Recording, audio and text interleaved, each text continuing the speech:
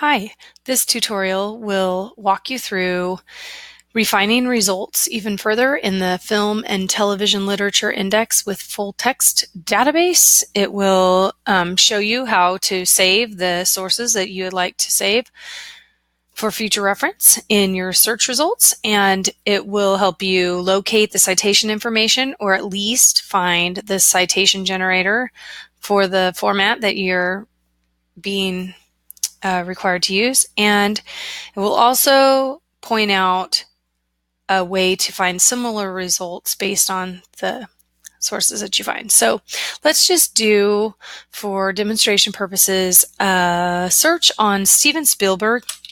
He is super popular. We need to spell his name right. And as a director and producer, he's got 40, 50 movies to his credits. And if you look at everything that's been written on him in this database, there are 2,700 results. So let's refine those to just the ones that SJSU has full text. We have the full text of the article, not just the abstract. We have just peer-reviewed sources, not popular culture magazines or trade publications. We're going to just look at academic journals. So that narrows it down significantly.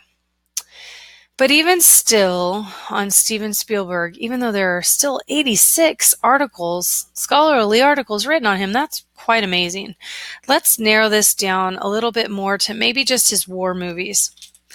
And honestly, the best research papers will have a narrow focus and give great detail about a smaller topic than the research papers that try to give a little detail about a broad range of topic or subject matter. It is much better to focus on a narrow topic and give specific, intense information. And so if we just look at Steven Spielberg and his war movies, we have 22 scholarly journals, scholarly articles, peer-reviewed articles about his war movies. So let's choose, I learned a new word today, atom bomb, children and the destruction of innocence.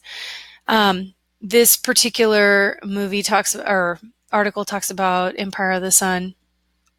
And there is a PDF version of this, which means this PDF looks exactly like it was printed in the journal. So it's like a copy right out of it. And I love the PDF because you know exactly where each page begins and ends.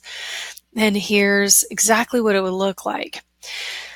So if we wanted to save this source, there's a little place over here where it says add to folder. And if I'm signed in, make sure you're signed in. So it tells me my name is Rebecca. If it is not me, I'm not signed in right? We want to sign in, and it shows my folder, and I've saved some things to my folder in the past. So if I want to save this article, for example, I'm going to click on that and it will save it. And there's a little paper in there that shows I have saved it to my folder.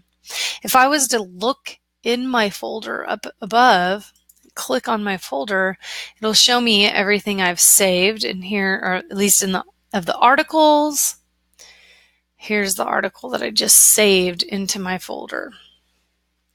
And every time that I log into the database through SJSU, every time I log into our library databases in general, it'll give me that, especially from the EBSCOhost platform. And then the other thing that's good to know is our citation information, because it's very important that we know how to cite our sources. So if we click on detailed record, we can see obviously the author. The article title is this long thing. The source is the periodical where it was, and the periodical's title is Film Matters. The date is spring 2017, volume 8, issue 1, the page numbers. And there is also a DOI, and DOIs are fabulous because every article from about 2012 on, some before that, but from about 2012 on, we started being really consistent about assigning a DOI identifier to every article. That DOI is specific to this particular article, and that will always be the DOI for that article. As databases buy and sell each other, and who knows how many databases this particular article was published in, this DOI will always remain consistent. So knowing a DOI for an article or a source is even better than knowing what database it came from. But let's just go back to our full text version. And over here, you can see the site, this little icon that says site.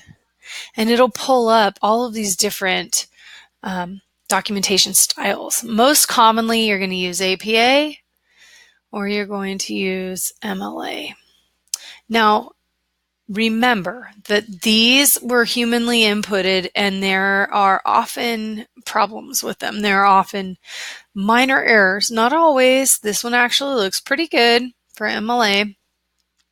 For APA, some of these article title words would not be actually capitalized. Destruction, innocence, portrayals would not be capitalized.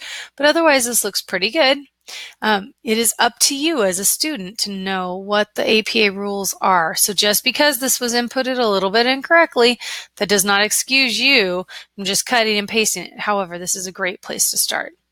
Another thing you can see, this over here, this actually has, when you're looking at the detailed record, it looks, it gives you actually all of it. So if you wanted to save it, or if you want to save it, remove it, I've already saved it in the folder, but if I wanted to remove it from the folder, I could click that or save it to the folder.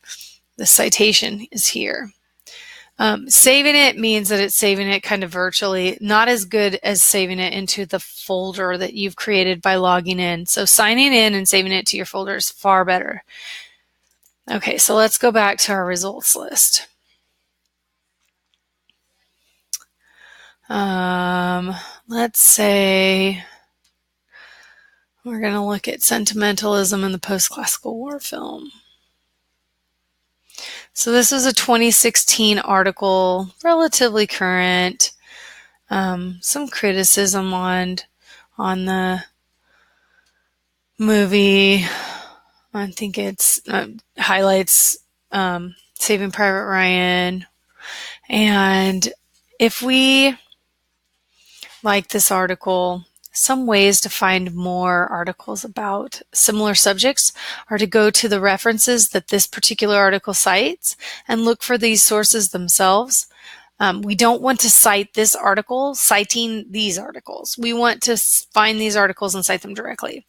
But another way is if we're looking in the detailed record, there's a little button here that says Find Similar Results.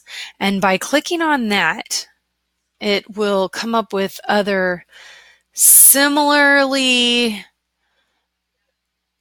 themed articles. Now, notice search results, 446. That's huge. We're trying to narrow our sources, not go crazy. So what's happened is these articles might not, number one, we need to look back at our full text and our peer-reviewed sources. So if we want to keep with peer-reviewed sources, now that narrows it down, but that's still 35,000 sources. Obviously, these don't all have to do with Stephen King. So we can go back through. Now all of a sudden we've got Quentin Tarantino. Oh my gosh, there's another amazing director and producer who's done amazing films. We could do a search just by itself on Quentin Tarantino. And maybe we should do that. Maybe he should have been the example that I gave you. Now, if you don't have full text, you can see, okay, let's just narrow this down to academic journals that are peer-reviewed, because by and large, those are the ones you need, right? But let's go through here. If we have the PDF full text version or the HTML version, it'll tell you. But if we don't, it says find it. So if we click on find it, that means we might have it, we might not, but we need to look a little bit further. As this comes up, okay, it's asking me to sign in again. So I'm going to do that. And then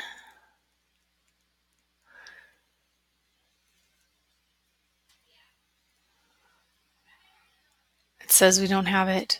Look at this. Request through interlibrary loan Iliad. Easy peasy. Click on that. We're going to request it through interlibrary loan. You're going to enter your username and password because you've already created an interlibrary loan account. And if you have not, you're going to go to our King Library tutorials and click on how the tutorial that talks about how to create an interlibrary loan account. You're going to enter your username and password, and you are going to request it through them. It's a long way of doing it. Might take a couple days, might take 2 hours, it might take 2 weeks. We never really know, which is why when I go through this whole process, I like to narrow it down to full text, because then I know for sure we have the full text of that article. Those are my tips. I hope they help you. If you have any questions, please always ask us at the support desk, at the reference desk. We're happy to help. Thank you very much.